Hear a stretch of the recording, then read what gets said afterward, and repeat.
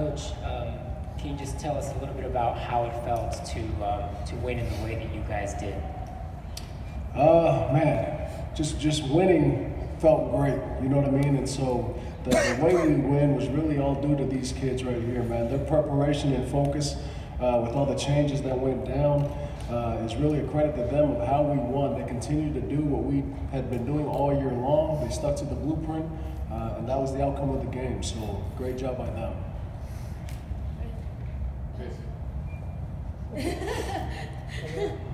You'll have to forgive me, I'm a little slow.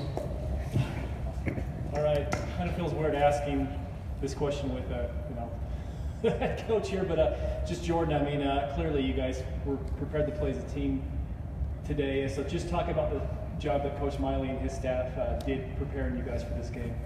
Yeah, they did a great job. I mean, they came in. They're the coaches. All the coaches that stayed here. I mean, they've got us ready for this game, and they came in. We didn't skip a beat really.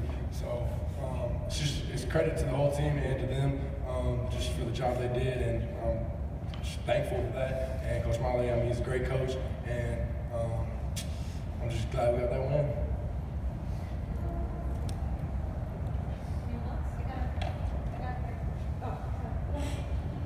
Jordan Love, this season you basically plastered your name across the record books for Utah State passing. What's it like to be able to look back now on that season and realize how special it actually was? Yeah, I think this is going to be a season that, I mean, everybody on this team will be able to look back on their whole life and just be able to think, I mean, we did a great job the whole season, but I mean, we wish we could have got a Mountain West championship, stuff like that, but I mean, finishing with 11 wins in a bowl game, it's a great feeling. So. Jordan, North Texas came in playing some of their best defense of the year, and you guys were able to really take it to them. How were you guys able to just roll through them? What went into that? Really, I mean, I have to say, just explosive playmakers everywhere. I mean, it's hard to stop, and then it's also hard to stop our tempo. And I mean, we've been doing it all year. I mean, our offense is just able to, just really demolish some defenses, and it's just fun to be a part of. DJ, I think you had half of the team's interceptions. From a defensive perspective, why do you think that you guys are so strong? And in terms of interceptions, how are you guys able to find the times and the pockets where you guys can just intercept passes and kind of go the other way? Well, it was definitely a team thing. I wouldn't say it was me. I feel like the whole year we've all been really preaching on brotherhood and just doing our job, and everybody doing our job and just being at the right place at the right time. That's all it is. This is for Coach. How big a role do you think them losing their quarterback played in this game? Man, he's the number one guy on the field. Anytime you lose your trigger man, it makes it a little bit harder for you to move forward and continue to execute in a manner that you've been doing all season. So for those guys, man, it's hard when you don't have your QB. And so, but like the game of football is, man, the next man up, and that's what they're trained to do. And he's got to step in and fill those shoes. And same thing would have happened to us if for whatever reason Jordan went down. Next QB's got to go, but that guy's the most important guy on the field, in my opinion, and plays a big role in the success of the team. Question for both Coach and for DJ. There is a lot of special players on the defensive side of the ball. Yourself, Tifa, David Woodward had another really good game. Have you ever seen a collection of defensive talents like we had this year? Well, personally, this is the best team that I've ever played for. I mean, I came from a JUCO, so I mean, it's obvious, but we definitely got some talent on the team. But I think people really stand out just because of, certain players like Chris Munga, who never gets credit, but he does his job. It's really a team thing, and that's really what I think it is. Defensively, the defense is set up for everybody to make plays. So as long as everybody does their job, everyone gets a piece of the pie, and that's what it was built to do. And it starts up front, works its way to the back. And so, like DJ mentioned, man, it's a defensive thing. It's a brotherhood, and these guys have put in a lot of work and a lot of emphasis into doing their job and doing it fast, and that's the outcome you see today.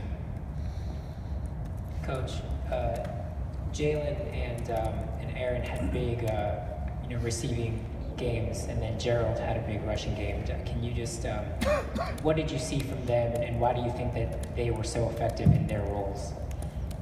I think it starts with Coach Yost, and the offense that he's implemented here at Utah State, and huge credit to him for putting our players in a position to be successful. And so all that's allowed is for them to showcase their talents and abilities, and so that's what's happened week in and week out. And so Coach Yost has done a great job with that. But again, at the end of the day, players make plays and players win games, and so we put these guys in the best situations that we can, and we let them play ball and showcase what they have.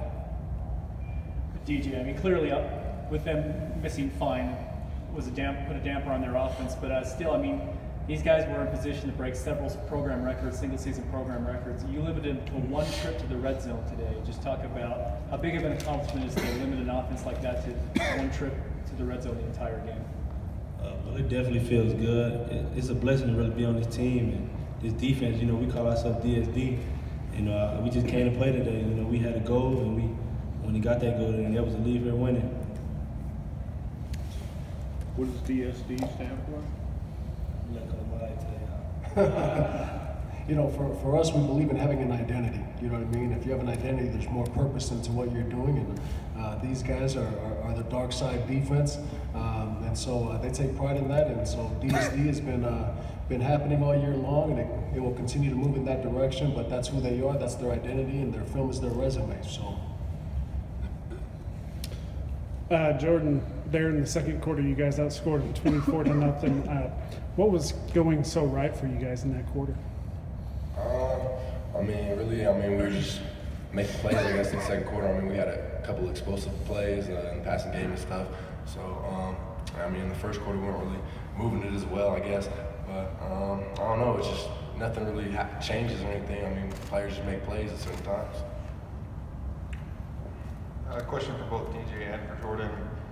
You guys are both, I think, planning on coming back next season. You don't want to look at it too early, I guess, but what's the goal for next season? The goal for next season, is the same as the goal was for this season. Win a Mountain West championship. That's the main goal for this team. And we'll come back in the spring and get right to business. DJ? Mountain West championship.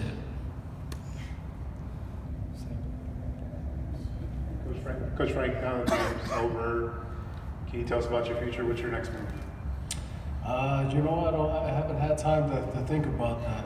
Number one concern has always been these guys, and so we'll see what tomorrow brings when tomorrow shows up. But right now, I want to allow these guys to celebrate and enjoy this win, because that's what it was all about. All the hard work since January has come to this very moment, and all the decisions they have made have allowed them to have success. And that's what we're going to do today. We're going to spend this day celebrating this win in this season, and tomorrow I'll face that when it shows up. Just what does it mean to you, Frank? For both of you guys, what does it mean with everything that's gone on the last couple of weeks? That this man stepped up, took the lead, and he just kind of said, I don't know what's going on with my future. His priority was you guys getting you ready for this. Outwardly it says a lot about your head coach. What does it mean to you guys? No, that definitely says a lot. He's one of the few coaches that's here to coach this game today. And, I don't know. I have nothing to say about it, because it just shows what type of person he is and what type of coach he is. He cares about us and this team, and it really just means a lot. So we had to get this win for him. So. I've been very thankful for Coach Male as well as my teammates, and he knows how I feel about him. He's a great coach. Everybody knows that, but I wish I could see how great of a person he is. That's something that you really can't see unless you with the team, man. I'm thankful that he stayed. Whatever he does, I'm happy for him. I know he gonna be great at wherever he at. Jordan, why are you so effective, or why is the connection between you and Jalen and you and Aaron so effective, especially today, but just in general as well? Yeah, the connection with all the receivers. It's not just them, but they just made plays there. They got open in windows, found some space, and then had a lot of yards after catch. So we've been doing this all year. So that's that connection right there. Coach Miley, you've been around this program a long time. You're very well aware of the history in the state of Utah. So tell me, how special is it to be part of a team that broke the Mountain West single-season scoring record, and that record was held by BYU, a rival of yours. So just tell me how special it is for you. Well, I didn't know the last part that you just said, but that just makes it even more special. So, no, man, anytime success here where I played ball and graduated from, man, means everything to me. And so I take pride in being an alum here at Utah State and having, put a lot of time and effort into you know, assisting in this process of getting us to where we're at. But anytime there's success here, man, from the bottom of my heart, man, I'm excited about any success that we have, and I know with the same blueprint as we stick to it and bringing in the same type of players, like you see these two up here, we're going to continue to have the same success and continue to climb up that mountain. So for Jordan and DJ, how did you guys make sure that you kind of kept out all of the distractions that have been going on the last couple weeks and just kind of focused on this one game? Did you guys do anything special or anything, or just how did you make sure that had to happen? DJ? Defense-wise, I don't really feel like we did anything different. I feel like, you know, our captains really stepped up even more. I mean, they've been stepping up all season, but, you know, we got real good leaders, and, you know, our seniors, like, for example, Gage and Rock, you know, they really stepped up and, you know, just helped coaching. They've been around the program.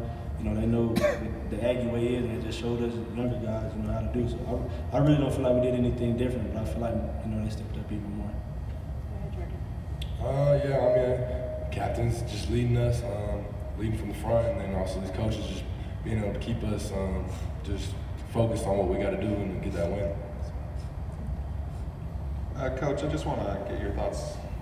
How is the locker room right now with the seniors playing their last game? You were able to send them out with a win, but how are they? What is their emotions like in the locker room? Well, right now they're going crazy in the locker room, and so hopefully the celebration has calmed down so we can leave. But those guys have done a great job leaving a legacy behind, and something for the younger guys to move forward on. You know, as they continue their climb and their journey and leaving their mark and their legacy here at Utah State.